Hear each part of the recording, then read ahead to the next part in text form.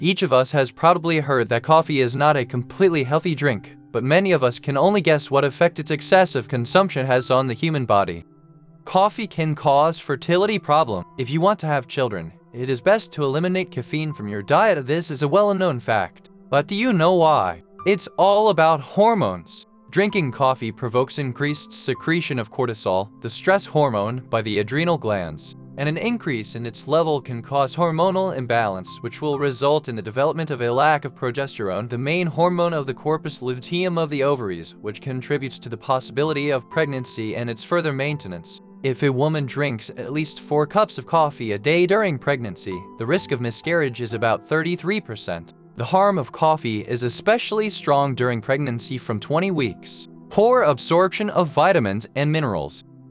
Caffeine. More than 3 cups of coffee a day or constant intake of caffeine tablets kills vitamins B, pp, and reduces the content of iron, potassium, zinc, and calcium in the body. And 150 ml cup inhibits the absorption of calcium for 3 hours. Moreover, caffeine leaches calcium from the body, and as a result of coffee abuse, bones become brittle. Coffee dehydrates the body. Most nutritionists are of the opinion that for every cup of drink you need to add an additional glass to your daily water intake. In addition, coffee is a product that acidifies the body. An acidic environment is undesirable, since most pathological conditions develop precisely against the background of an acidic environment in the body. Therefore, you need to try to alkalize it. And water is one of the products that helps normalize the acid-base balance. Insomnia. Many people use caffeine to help them stay awake at night, but if you're having trouble falling asleep, you shouldn't drink too much coffee, or it's better not to drink it at all. Even if you can fall asleep at night, you should not drink more than 3 cups of coffee a day, otherwise you will not sleep well, because under the influence of caffeine, even in your sleep, your nervous system will be overstimulated. But it's not that simple. Each person metabolizes caffeine individually, and its rate varies significantly. In avid coffee drinkers, the genotype of the enzymes that process caffeine changes over time. As a result, your favorite drink loses its tonic effect. At the biochemical level, caffeine does not activate the body, but reduces the manifestation of fatigue by blocking inhibitory mediators for a short time. In other words, it blocks the signal of fatigue.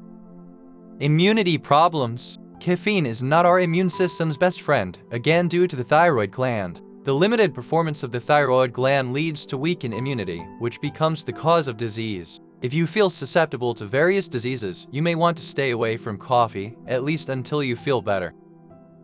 Coffee doesn't make you a happy person. One of the most compelling reasons to quit coffee is the fact that it negatively affects the neurotransmitters in your body, which are essential for the production of the happy hormone, also known as serotonin. While many people believe that coffee makes you happier, it's actually quite the opposite. So if you're depressed or going through a bad time in your life, don't drink coffee.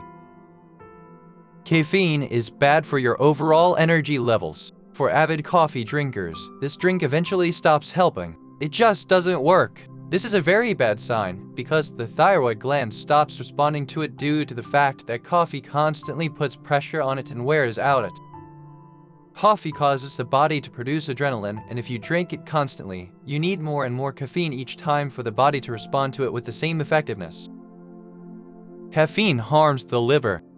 Coffee is not absorbed in the best way. Your liver works to produce enzymes that break down and metabolize coffee. So when enzymes are needed for other harmful chemicals, the liver can suddenly become lazy. Many people who drink coffee constantly have a lazy liver. Coffee is full of pesticides. Today, the plants that produce coffee beans are sprayed with pesticides more than ever. It is unlikely that there is organic coffee grown without the use of chemical fertilizers on your supermarket shelves. Research has discovered more than 1,000 chemicals in coffee. Long-term consumption of food products contaminated with pesticides causes chronic poisoning, often accompanied by diseases of the digestive organs, liver, stomach, cardiovascular system, and in men, reproductive function may deteriorate. Coffee color. Tooth enamel. Tannin, which is contained in tea, is a much stronger coloring agent than caffeine. A couple of cups of coffee a day only affects the biofilm, a thin layer of bacteria that covers the teeth and gums, and does not penetrate the enamel itself. A good whitening toothpaste will easily deal with this. But if you accompany coffee with a cigarette, problems may arise not only with the color of your teeth. Science for coffee. A cup of coffee a day reduces the risk of developing liver cancer according to studies conducted by the World Cancer Research Fund and the American Institute of Cancer Research. Coffee contains chlorogenic acid, a powerful antioxidant that prevents retinal degeneration, according to research conducted at Cornell University. Coffee protects the liver from cirrhosis caused by alcohol addiction, according to the Institute for Scientific Information on Coffee. Moderate consumption of the drink can reduce the risk of developing Alzheimer's disease by 20% and prevent the development of type 2 diabetes. Subscribe to the channel and like it if you liked the video.